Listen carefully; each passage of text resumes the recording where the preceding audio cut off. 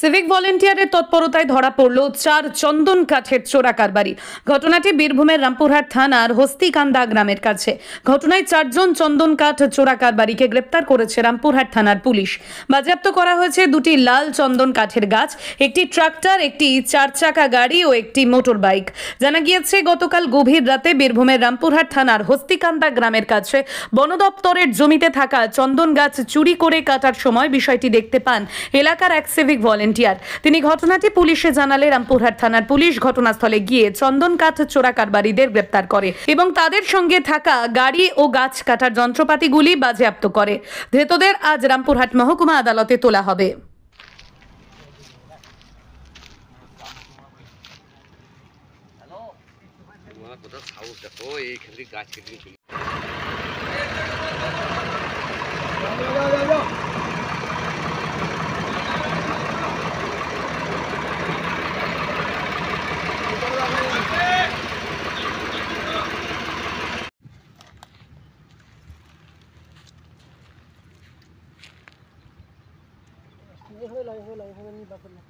এটা কত ই করেছি, কত দিন করেছি? 3 দিন আর দাগ দাম 3 দিন। এখানে 50 হলো। কি গাছ উদ্ধার করা হলো আজকে? এই গাছটা মোটামুটি এখন মুরগা বলে গেছে, দেখা যাচ্ছে মরা গাছ তো মুরগা। একে কি লাল চন্দন বলছে? লাল চন্দন ঠিক বুঝতে পারছি না, আর একটা মুরগা না লাল চন্দন মরা গাছ তো বুঝতে পারছি না পাতাটা না দেখলে।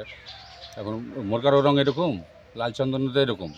আচ্ছা, হ্যাঁ, কোথায় থেকে উদ্ধার হলো এটা?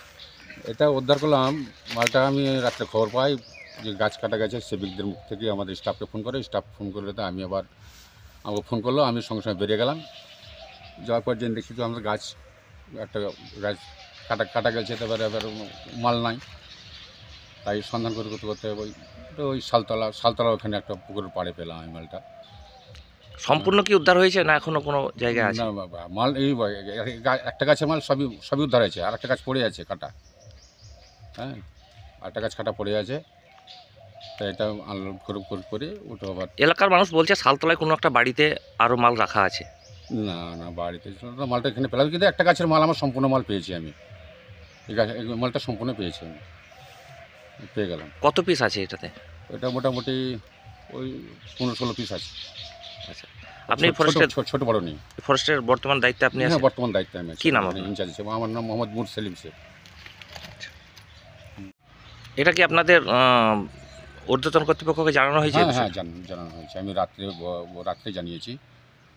এখন কি করবেন এই গাছগুলো?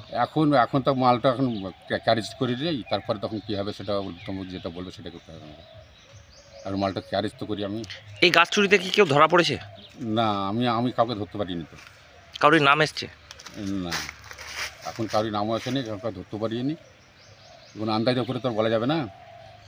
তবে ওখানে যারা খবর দিয়েছে, দুটো গাড়ি নাকি ওখানে দুটো লোক নাকি ওরা ধরেছে, ও সেবিকরা ধরেছে, ওরাও পাঠিয়েছে। আমাদের সঙ্গে দর্শন হয়নি। কোনো অভিযোগ হয়েছে?